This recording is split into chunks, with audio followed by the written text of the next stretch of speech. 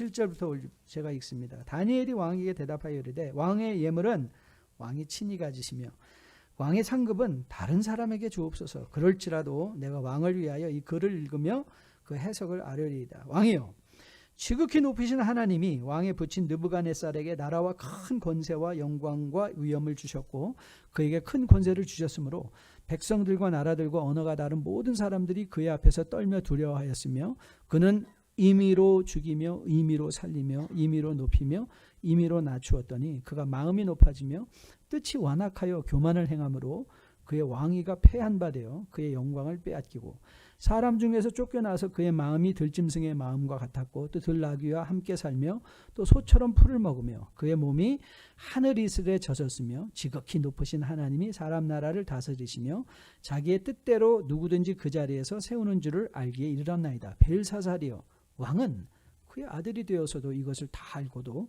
아직도 마음을 낮추지 아니하고 도리어 자신을 하늘의 주제보다 높이며 그의 성전 그릇을 왕 앞으로 가져다가 왕과 귀족들과 왕후들과 후궁들이 다 그것으로 술을 마시고 왕이 또 보지도 듣지도 알지도 못하는 금, 은, 구리, 쇠와 나무, 돌로 만든 신상들을 찬양하고 도리어 왕의 호흡을 주장하시고 왕의 모든 길을 작정하시는 하나님께는 영광을 돌리지 아니한지라. 이러므로 그의 앞에서 이 손가락이 나와서 이 글을 기록하였나이다. 기록된 글자는 이것이니 곧 메네 메네 데겔 우바르시니라.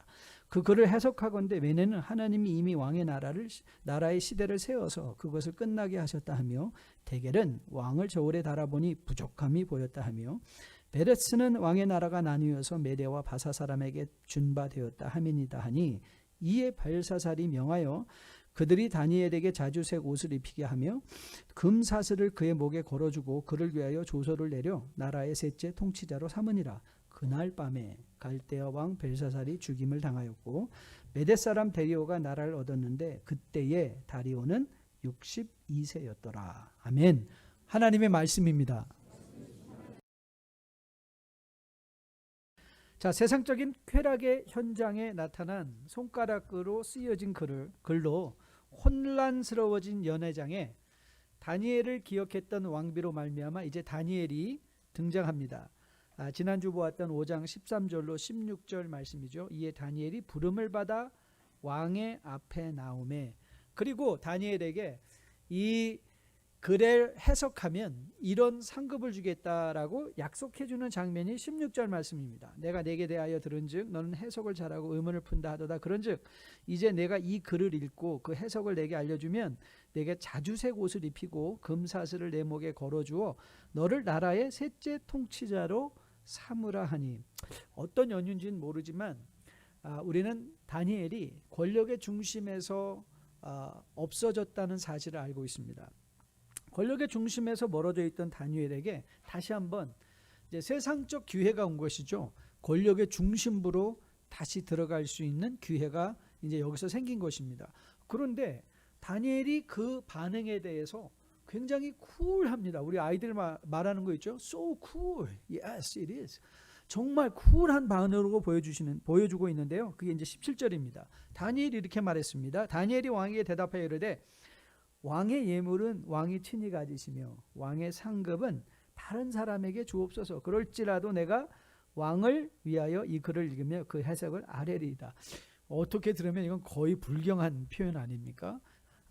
그 불경해 보이는 것과 같은 느낌이 왜 또 우리에게 확인되는가 하면 다니엘이 연이어서 주저함 없이 하나님이야말로 세상의 모든 권력, 왕을 임의로 높이기도 하시고 낮추시기도 하고 죽이기도 살리기도 하시는 분이라는 사실을 느부갓네살을 들어서 선포한 후에 벨사살에게 거침없는 직언을 날리고 있는 것을 보게 됩니다. 자, 22절로 24절 말씀입니다. 22절. 벨사살이요.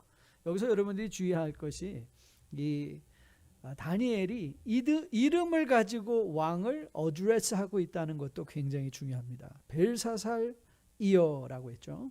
왕은 그의 아들이 되어서 이것을 다 알고도 아직도 마음을 낮추지 아니하고 도리어 자신을 하늘의 주제보다 높이며 그의 성전 그릇을 왕 앞으로 가져다가 왕의 귀족들과 왕후들과 후궁들이 다 그것으로 술을 마시고 왕이 보지도 듣지도 알지도 못하는 금은 구리 새와 나무 돌로 만든 신상들을 찬양하고 도리어 왕의 호흡을 주장하시고 왕의 모든 길을 작정하시는 하나님께는 영광을 돌리지 아니한지라. 완전히 핵심을 꿰뚫는 지적을 해주었습니다. 다니엘의 해석을 들은 후에 벨사살이 자기가 했던 말을 지킵니다. 자, 29절 말씀인데요. 이에 벨사살이 명하여 그들이 다니엘에게 자주색 옷을 입히게 하며 금사슬을 그의 목에 걸어주고 그를 위하여 조서를 내려 나라의 셋째 통치자로 삼으니라. 자, 우리는 이 기록을 통해서 다니엘이 끝까지 벨사살의 그 상급 포상을 거절하지 않았다는 사실을 알 수 있습니다.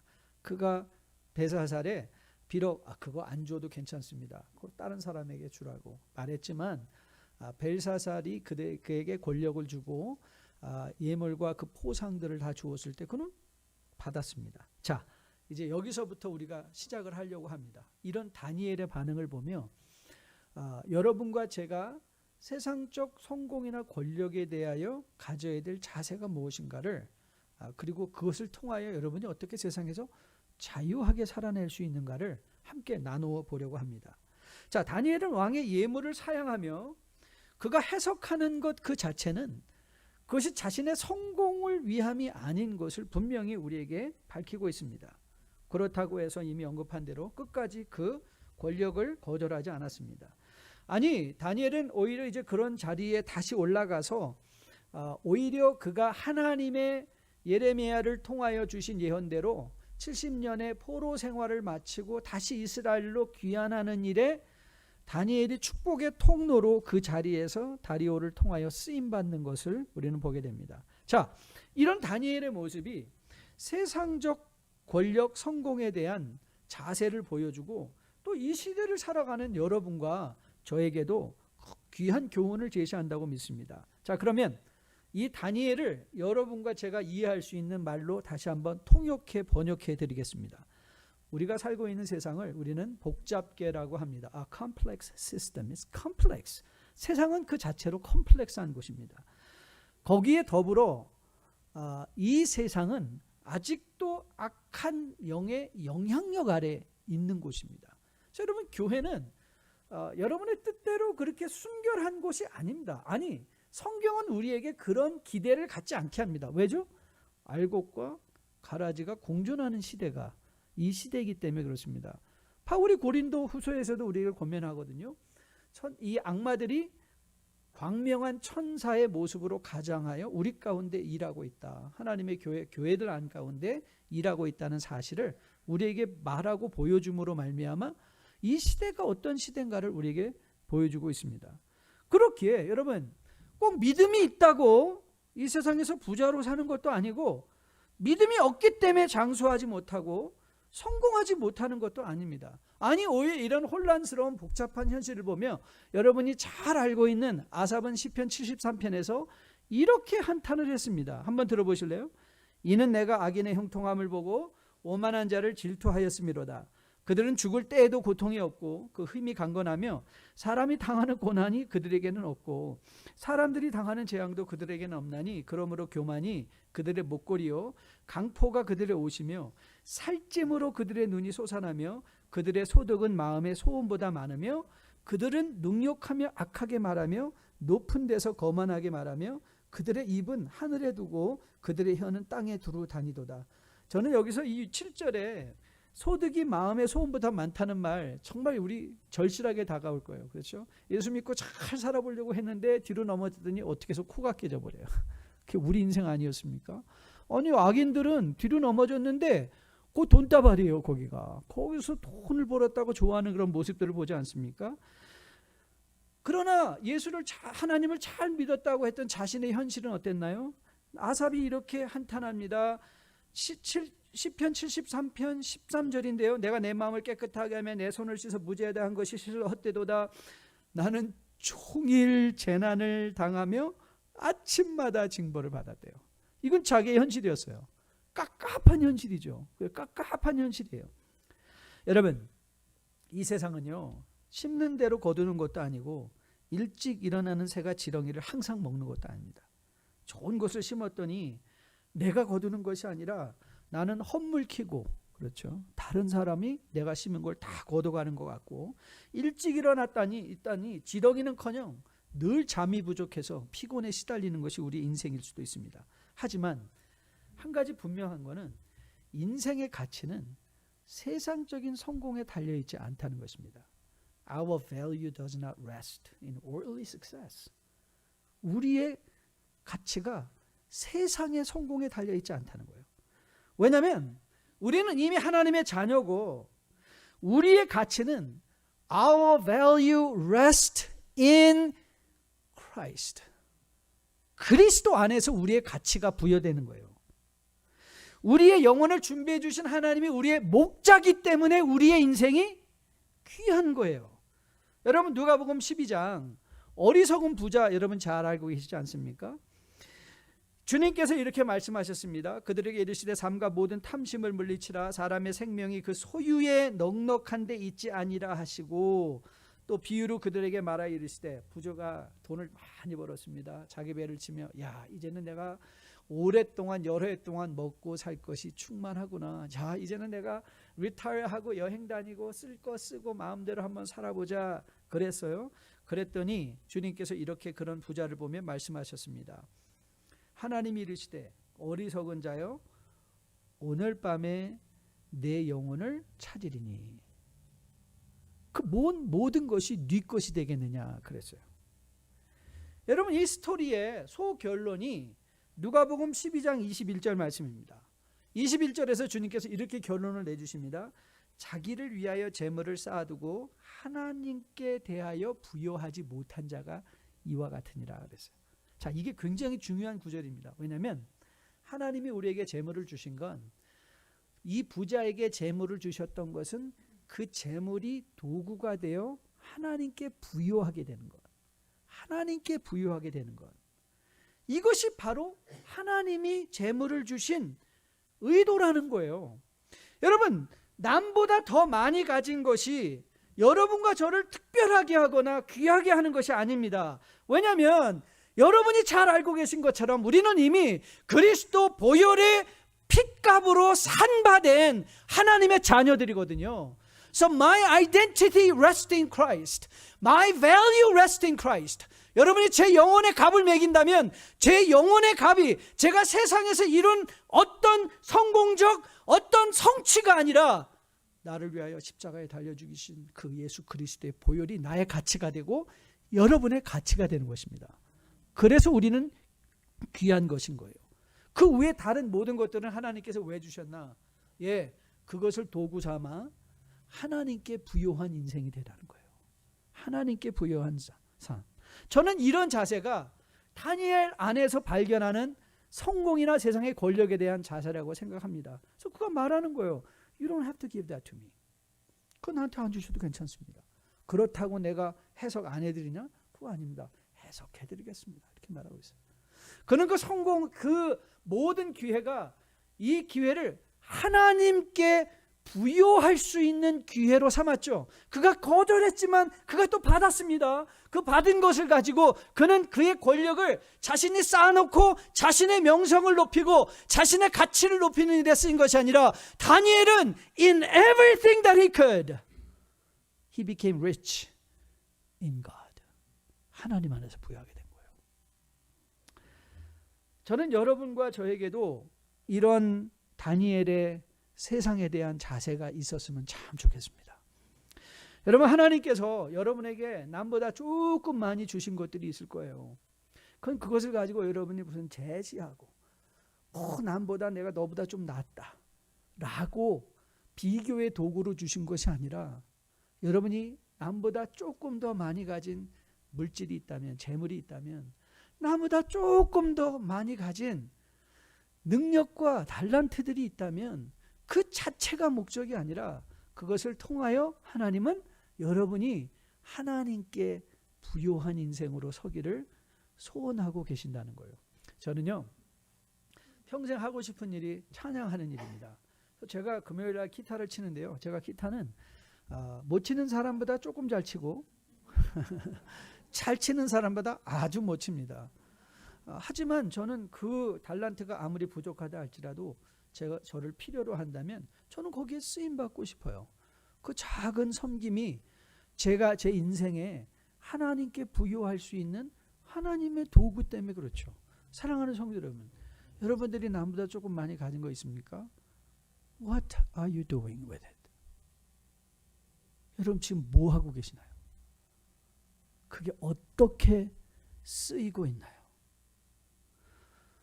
여러분, 맞아요. 하나님께서 저에게 좋은 거 주시면 제가 하나님께 그걸 멋지게 쓰겠습니다. 여러분, 여러분의 인생에 나쁜 것도 하나님께 축복의 통로로 쓰임 받을 수 있는 거 여러분 아시죠? 여러분에게 가끔 간증했잖아요. 저는 인생에 너무 억울했거든요. 저희 아버님이 제가 4학년 때 돌아가시고, 그리고 저희 어머니가 아들이 태어난 지 100일 만에 돌아가시고, 그리고 제가 6살 때 제 동생 이름은 대균이었어요. 대균이가 제가 6살 때 죽었어요. 걔는 4살이었어요. 그래서 아니 이거 내 인생은 왜 이렇게 꼬였냐. 그런데 여러분 제가 목사가 되니까요. 제가 원래 장례 전문가거든요. 제가 장례식 하면 사람들이 너무 좋아합니다. 근데 제가 왜 그럴까 그랬어요. 제가 32살에 개척하고 계속 장례를 수도 없이 많이 했거든요. 그래서 왜 하나님은 나를 이렇게 장례에 쓰시나. 어느 날 깨달았어요. 제가 유족들을 이렇게 처음 이니셜리 상담하고 그들을 위로할 때 어머니가 돌아가셨구나. 글쎄 제 어머니도 돌아가셨을 때 제가 너무 마음이 아쉽더라고요. 딱 그랬더니 목사님 어머니도 돌아가셨어요. 예. 형제를 먼저 보낸 사람에게 가서 글쎄 저는 기억은 잘 안 나는데 그 6살 때 제 동생 죽은 게 기억나요. 어떻게 얼마나 마음이 아프세요. 목사님 동생도 죽었어요. 끝이에요. 그냥 위로가 되는 거예요. 돌이켜봤더니 나의 아픔과 고난과 절망과 가난과 이 실패 모든 것들이 하나님이 내 인생에 내 가치는 이미 그리스도 안에 있으므로 그거에 대한 분명한 확신을 가지고 있으면 하나님이 내 고난의 경험도 쓰시겠구나. 하나님이 내 성공도 쓰시겠구나. 그럼 우리는 그걸 하나님께 올려드리면 그뿐이죠. 그럼 하나님이 그것을 가지고 여러분들을 인생에 하나님께 부여한 인생으로 삼아주실 것입니다. 저는 이제 여러분들이 없는 것 탓하지 않고 여러분의 인생에 주신 것, 그 실패면 실패, 성공이면 성공, 건강이면 건강, 물질이면 물질, 달란트면 그것이 얼마나 작고 크든지 간에 저는 그것들을 가지고 하나님께 부여한 인생들로 세워지는 여러분과 저 되기를 주님의 이름으로 축복드립니다. 자, 두 번째 우리가 보려는 것은 오늘 다니엘이 해석해주고 있는 말을 보십시오. 그러니까 사실 이 메네 데겔 우바르신이라는 말의 해석은 사실 그렇게 어렵지 않습니다. 왜요? 다니엘이 친히 이미 해석을 해주니까. 자, 같이 볼까요? 26절부터 28절 말씀인데요. 그 글을 해석하건대 메네는 하나님이 이미 왕의 나라의 시대를 세워서 그것을 끝나게 하셨다 하며, 데겔은 왕을 저울에 달아보니 부족함이 보였다 하며, 베레스는 왕의 나라가 나뉘어서 메대와 바사 사람에게 준바되었다 함이니이다. 여러분, 이 사실은 메네 데겔 우바르신이 중요한 것이 아니라 이 말을 통하여 우리가 보는 만나는 하나님의 모습이 중요한 거예요. 우리가 만나는 하나님의 모습이 어떤 하나님의 모습입니까? 네, 헤아리고 계신 하나님이세요. God who accounts. 하나님이 우리 인생을 헤아리신다는 거예요. 여러분, 같은 말을 시편 73편에서 아삽은 이렇게 말하고 있습니다.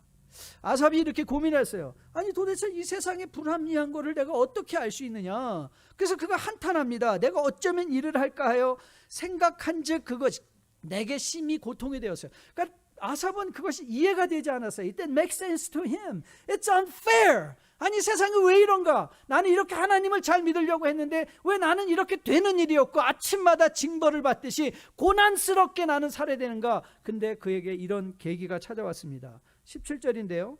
하나님의 성소에 들어갈 때야 그들의 종말을 내가 깨달았나이다. 이 성소라는 게 뭐죠? 하나님의 임재죠. 하나님의 임재 안에 들어갔더니 보이기 시작하는 거예요. 하나님의 임재를 통하여 보이는 게 있어요. 뭘 보았습니까? 그가 주께서 참으로 그들을 미끄러운 곳에 두시며 파멸에 던지시니 그들이 어찌하여 그리 갑자기 황폐되었는가. 놀랄 정도로 그들은 전멸하였느라. 여러분, 그들의 성공 가운데 오만하여 교만하여 하나님을 없다 하며 마치 오늘 벨사살이 하나님을 부인하고 하나님 앞에 금, 은, 신, 돌 모든 것들을 만든 신상을 찬양한 것처럼 여러분 하나님이 그걸 헤아리고 계셨다는 거예요. 여러분이 억울하게 생각하는 세상의 모든 일들 하나님이 헤아리고 계세요. 하나님이 헤아리고 계시고 하나님의 정한 심판의 때가 오면 반드시 그 일로 심판해 주실 하나님이라는 사실입니다. 하지만 이것은 오늘 우리에게 심각한 도전을 또 주는 하나님의 모습이기도 합니다. 자, 여러분에게 이렇게 묻겠습니다. 바로 오늘 지금 right now 하나님께서 지금 여러분의 인생을 헤아리신다면 뭐라 말씀하시겠습니까? If God accounts your life now, what will you say? 뭐라고 말씀하시겠어요? 여러분의 인생을 헤아리며 어떤 자리든지 많은 성도님들이요 잘 제 옆에 오지 않으려고 그러세요. 근데 제가 이번에 LA 출장을 다녀오면서 너무 격려되는 말을 들었어요. 목사님 헤어스타일 너무 좋아요. 그래서 헤어스타일 반했잖아요. 그래서 뭐가 좋아요? 그랬더니 옛날에는 목사님 좀 무서웠어요. 좀 날카롭고 제가 조폭머리 하고 다녔잖아요. 그랬더니 뭐 조폭처럼 엮여지고 그러니까는 가까이 가가 힘든데 이제는 좀 인자하게 보인대요. 기대하겠습니다, 여러분. 저를 멀리하지 마시고 좀 가까이 와주시기를 부탁드리는데요. 근데 여러분 왜 주변에 많은 사람들이 왜 저를 불편해했을까? 저를 불편한 게 아니죠. 제가 갖고 있는 목사라는 타이틀을 불편해한 거죠. 목사라는 타이틀을 가진 사람이 누군가 옆에 있으면 뭔가 내 행동과 행동 거지와 말투가 달라지잖아요. 여러분 근데 한번 상상해 보십시오. What if God is there? 아니 일개 목사만 같이 있어도 말투가 변하고 행동이 변하는데 여러분이 매일 하나님과 함께 계시다는 것을 인정하고 살아간다면 여러분의 인생에 뭐가 변하겠습니까? 오늘도 나의 행동, 나의 말, 나의 감정을 헤아리고 계신 하나님이 있다는 것을 안다면 어떻게 여러분 행동하시겠습니까? 여러분 일전에 많은 젊은이들이 손목에다가 WWJD 달고 다녔거든요. 그게 뭐죠? What would Jesus do? 예수님이라면 어떻게 할까? 그건 여러분 그건 임재 질문이에요. 하나님이 지금 내 옆에 계시다면 나는 뭘 할까? 저는요 이 성경의 이 성전이 구약 백성에게는 굉장한 축복이기도 하였지만 저는 그것이 심각한 영적 오해를 불러일으키기도 했다고 생각해요. 왜냐하면 성전이라는 지정된 장소가 있으니까 이 사람들은 하나님이 거기 계시는 줄 알았어요.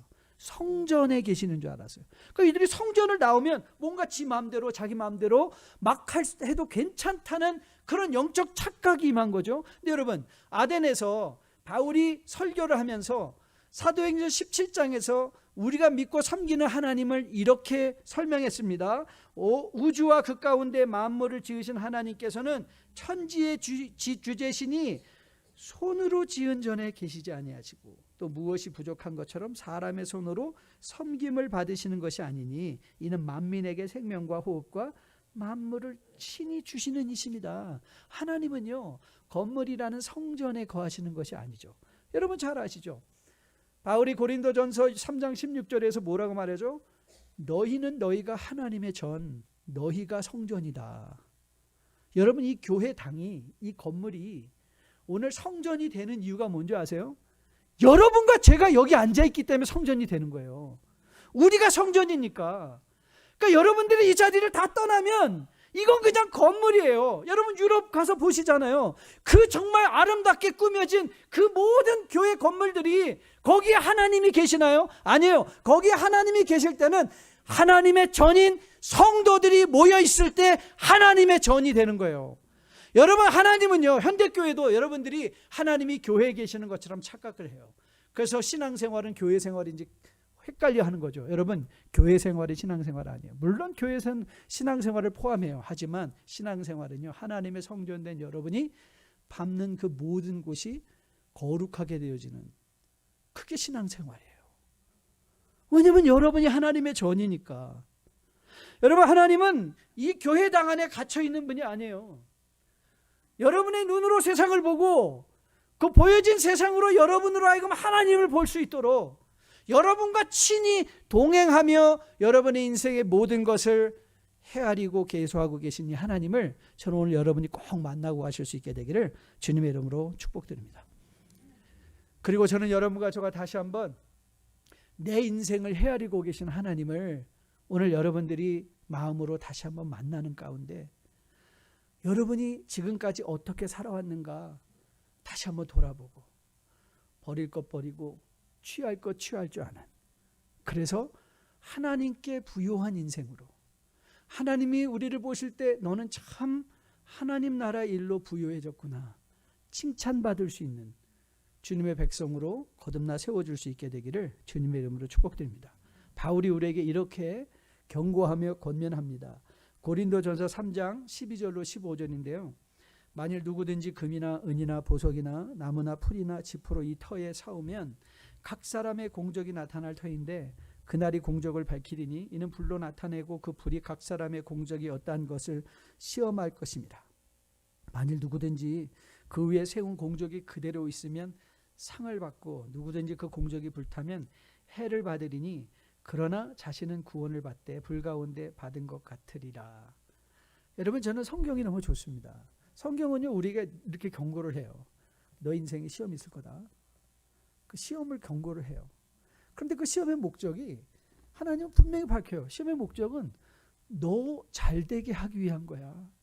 그 시험을 통하여 하나님 앞에 부요한 인생으로 살아낼 거야. 그래서 우리가 야고보서를 보면서 확인했잖아요. 고난을 당할 때 온전히 기쁘게 여기라. 그 시험의 고난의 모든 시험들이 우리를 구비하여 온전한 사람이 되게 한다 그러지 않았습니까? 저는 여러분과 저가 우리의 인생을 헤아리고 계신 하나님을 기억함으로 말미암아 여러분의 인생에 하나님은 우리에게 시험 문제만 주고 답을 안 주시는 분이 답까지도 다 주세요. 답까지도 다 주세요. 어떻게 하나님 앞에 부요한 인생이 될 것이냐.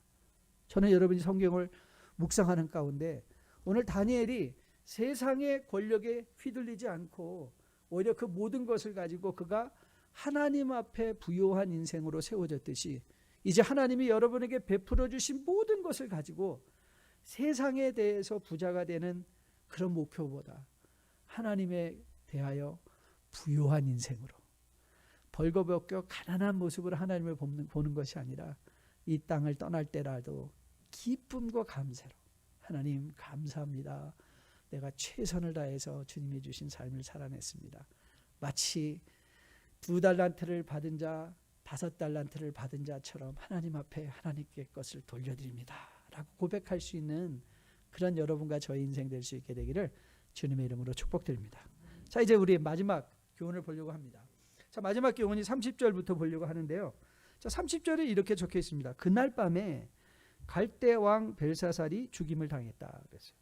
그럼 먼저 우리는 확인해야 될 게, 그럼 이 그날 밤은 어떤 밤이냐를 우리가 알아야 돼요. 그날 밤은 어떤 밤이었습니까? 29절 보면 바로 알 수 있습니다. 29절 보니까 이에 벨사살이 명하여 그들이 다니엘에게 자주색 옷을 입히게 하며 금사슬을 그의 목에 걸어주고 그를 위하여 조서를 내려 나라의 셋째 통치자로 삼았다라는 장면이에요. 그 삼은 날 그날 밤에 벨사살이 죽임을 당했던 거예요. 그럼 이 본면을 보면서 야, 그래도 벨사살은 적어도 자기 말을 지키는 사람이네 라고 보시면 안 돼요. 여러분이 지금 벨사살이라면 뭘 해야 될까요? 그건 자기가 지금 이 시간에 다니엘을 상줄 입장이 아니에요. 마치 자기 것인 양 권력을 나누어 주는 것인 양 자기 권력인 양 자기 물질인 양 다니엘에게 베풀고 있잖아요. 여러분, 지금 내가 만일 벨사살이었으면 제가 해야 될 일은 이거였을 거예요. 하나님 살려주세요. 그거 아니겠습니까?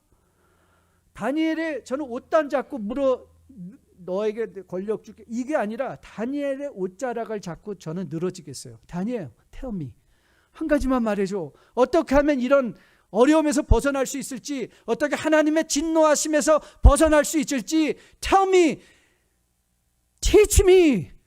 그런데 여러분, 다니엘은 이 벨사살은요 그렇게 하지 않아요. 마치 자기의 자존심을 지키는 것처럼 보여요. 그런데 이 벨사살을 거두어 가시면서 하나님이 우리에게 보여주시는 게 있어요. 그게 뭐죠? 하나님의 주권이에요. 하나님의 주권. 여러분과 저를 향한 하나님의 주권. 기억하시죠? 이 땅에서 유일하게 성도만이 할 수 있는 두 마디 말이 있다고 그랬어요. 그게 뭐죠? 하늘이 무너져도 솟아날 구멍이 있다 없다? 있죠. 왜요? 하나님은 무에서 유를 창조하시니까. 여러분 인생에 하늘이 무너지는 것 같은 일들이 일어난다 할지라도 우리가 요동하지 않을 이유가 어디 있죠? 하나님이 이 일도 합력하여 선을 이루어 주시겠구나. 그 여유가 생기는 거 아니에요? 그리고 또 하나 할 수 있는 거 뭐죠? 사람 팔자? 시간 문제예요. 여러분 보세요. 다니엘이 완전히 권력의 중심에서 멀어져서 잊혀진 사람이 되었다가 다시 권력의 중심으로 돌아오는데 시간 문제였어요. 왜 그렇죠? 하나님이 하시는 일이니까.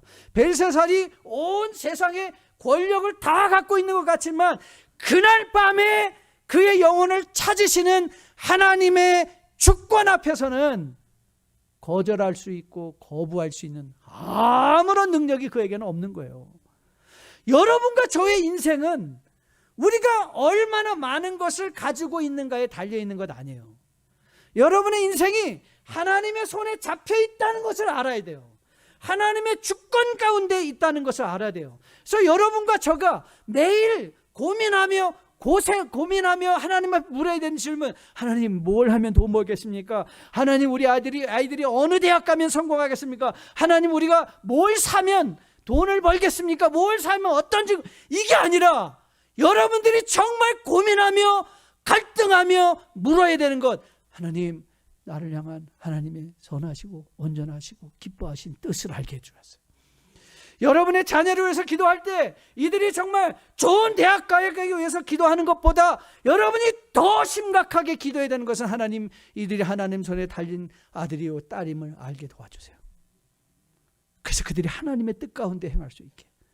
여러분 하나님의 뜻 가운데 행하는 자는요 세상에 무슨 위치나 학력이나 능력이 소용없습니다. 하나님이 쓰시겠다 하시면 쓰시는 것이고 하나님이 버리시면 버리는 거예요. 그런데 좋은 소식이 있습니다. 좋은 소식이 뭐죠? 하나님이 여러분을 쓰시겠다는 거예요. 하나님이 여러분을 쓰임받게 하기 위하여 그 아들을 기꺼이 십자가에 희생시키셨다는 거예요. 그게 좋은 소식이에요. 그러기에 오늘 여러분들이 하나님 나라에 쓰임받기 위해서 여러분이 새롭게 갖춰야 될 자격이 아무것도 없어요. 아니 오히려 여러분들이 갖춰야 될 자격은 이미 여러분이 갖고 있다고 생각한 것 같죠. 다 내려놓고 전부여 의지 없어서 내가 주께로 옵니다 하고 하나님 앞에 가서 바짝 무릎 꿇고 엎드리는 것. 그리고 하나님의 말씀을 묵상해 가는 가운데 하나님의 뜻을 상고하여 그 하나님이 일어나라 하면 일어나고 서라 하면 서고 가라 하면 가고 앉으라 하면 앉고 넘어지라 하면 넘어진 그 자리에서도 하나님을 찬양하고 하나님께 감사하고 그것을 기뻐하는 것. 바로 그것이 여러분과 저가 가지고 있어야 되는 하나님의 주권에 대한 인정이요. 그것이 하나님의 주인 되심을 고백하는 고백의 행위라고 저는 믿습니다.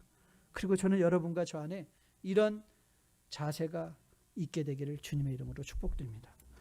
그러고 보았더니 다니엘은요 한 번도 1인자가 된 적이 없어요. 성경이 늘 그 얘기를 해요. 여러분 이스라엘 백성은 오해한 것 중에 하나가 뭐냐면 하나님은 이스라엘을 이 세상의 1등 국민으로 삼으시려는 뜻이 가지고 계시지 않았어요. 여러분 출애굽기 계속 묵상하고 있잖아요.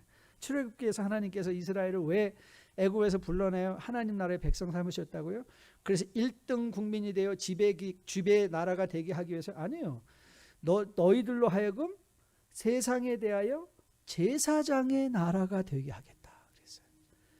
그러니까 이스라엘을 통하여 하나님을 알게 하는 나라잖아요. 이게 제사장의 나라가 그 나라 아니에요? 자꾸 그들은 오해를 했어요. 그래서 1등이 되는 게 목표인 줄 알았어요. 여러분과 저도요 세상에서 1등 되는 것 목표 아닙니다. 1등 안 돼도 돼요. 여러분 회사가 이 세상에서 제일 큰 회사가 아니어도 되고요. 여러분이 모든 걸 세상에서 모든 사람보다 다 제일 잘해만 되는 것도 아니고요.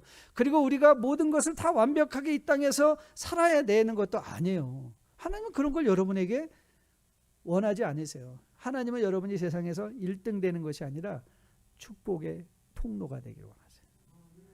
축복의 통로가 된다는 게 뭐예요? 그리스도의 일하심이 내 인생 가운데 드러나 그들로 하나님 예수님을 만날 수 있는 통로가 되어주는 거예요. 그게 하나님이 의도하신 바예요. 그러고 보면 다니엘이 바로 그런 삶을 살았어요. 다니엘은 늘 2인자로서 자기의 운명을 누군가 결정할 수 있는 그런 상황 속에 있었잖아요. 그런데 돌이켜보면 느부갓네살이 다니엘의 운명을 결정한 사람이 아니었어요. 벨사살이 다니엘의 삶을 결정하는 것도 아니에요. 앞으로 다리오가 다니엘의 인생을 결정하는 것도 아니에요. 다니엘의 인생을 지키시고 인도하시고 보호하시고 함께 하시는 이는 누구시죠? 하나님이에요. 하나님이 끌고 가시는 거예요. 그거 보면 여러분의 인생도 그렇고 제 인생도 다르지 않아요. 여러분 새로운 회계년도가 시작되면서 이제 저도 많이 두려운 게 더 많아지더라고요. 젊었을 때 두려운 걸 몰랐어요. 오히려 더러운 걸 몰랐는데 나이가 들고 목회 경험이 쌓이니까 더 두려워요. 그런데 두려운데 더 마음은 평안해요. 왜냐하면 이제는 저도 좀 안 것 같아요. 하나님께서 이 교회를 여기까지 이끌어 오셨구나. 내게 한 게 아니구나. 하나님이 하셨구나. 그러니까 제가 해야 될 일은 두려울 때 하나님 앞에 나가서 기도하는 거예요. 우리 교회를 인도하시는 분은 하나님이십니다. 제 인생을 이끌어 가시는 분도 하나님이십니다. 그래서 바울이 이 하나님을 이렇게 우리에게 소개하고 있죠. 우리가 알거니와 하나님을 사랑하는 자 곧 뜻대로 부르심을 입은 자들에게는 모든 것이 합력하여 선을 이루느니라. 하나님이 미리 아신 자들을 또한 그 아들의 형상을 본받게 하기 위하여 미리 정하셨으니 이는 그로 많은 형제 중에 맏아들이 되게 하려 하심이라.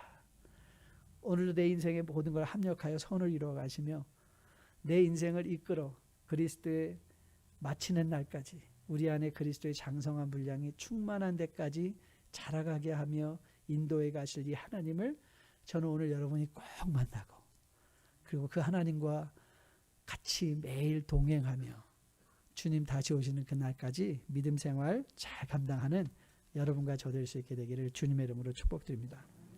제가 오늘 마지막 함께 여러분과 볼 찬양은 회개기도 하고 고백이기도 하고 그리고 결단이기도 해요. 기가 막힌 구절이죠. 세상 복이 아니람과 세상 근심하다가 주님 나를 찾으시면 어떻게 만날까. 사랑하는 성도 여러분, 여러분의 인생의 무게를 재어본 적 있으신지요? 내가 뭘 하려고 어떤 삶을 살았는지. 목사님, 세상에서 서바이벌, 생존에 급급해서 저는 여기까지 오느라 그럴 여유가 없었습니다. 아니 여러분, 이제 그 여유를 가지셔야 됩니다. 그렇게 생각되시는 순간 여러분 그 자리에 무릎 꿇고 하나님, 나는 세상에 내 인생을 어떻게 헤아릴까만 관심이 많았는데 이제는 제가 하나님이 나를 어떻게 헤아리실까?